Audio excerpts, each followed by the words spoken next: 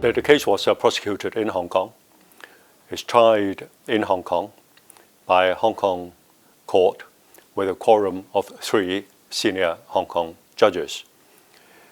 It is a manifestation of one country, meaning China, of which Hong Kong is part. 2 systems. Hong Kong has its own separate legal and judicial systems.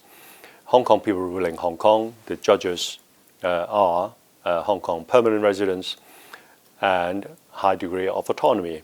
Namely, Hong Kong has been entrusted by the country with protecting the national security of China as a whole. So if anyone who wants a most recent and high-profile example of how Hong Kong applies the one country, 2 systems, Hong Kong people ruling Hong Kong with a high degree of autonomy principle, they need look no further than the Jimmy Lai national security law case.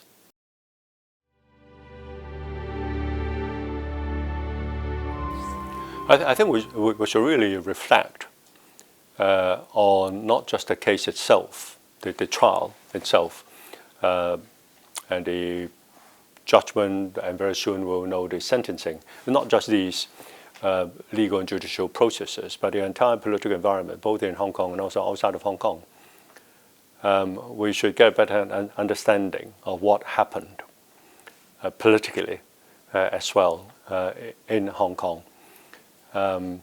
Jimmy Lai simply did not fall from the sky and landed in Hong Kong with all the power that he had to wield.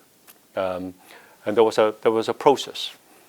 Somehow he was allowed to become what he was and do such havoc to Hong Kong. He was allowed to have, for example, access to many of the primary and secondary schools in Hong Kong.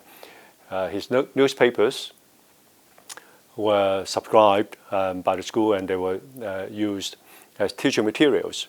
So all these are the things that we need to look at. We should also reflect on, for example, when it comes to the question of giving our children proper education, the results of the last legislative election. Amongst the 28 functional constituencies, the education constituency had the 3rd lowest voter turnout.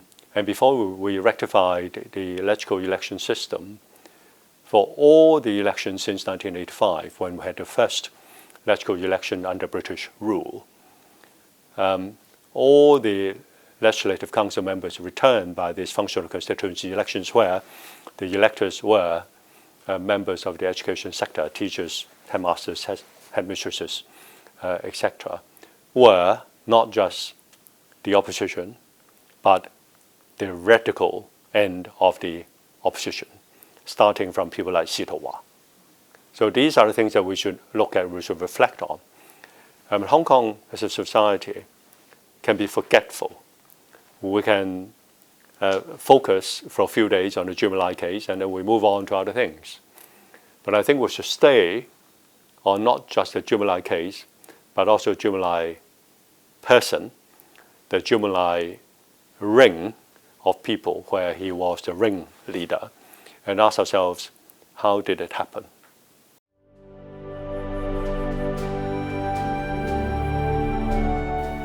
Well, firstly, Apple Daily had very lively and very innovative means of getting messages across, particularly the electronic version of the newspaper, reaching out to not just secondary, but also senior primary students. It has a large circulation, and so it was influential. Political science is science. There's a scientific correlation between cause and effect. For what happened to Hong Kong in 2019, the Black Riots, I think there are reasons that we can put together to explain the phenomena. It just didn't simply happen. And we want to make sure that we can guard against such things from happening again.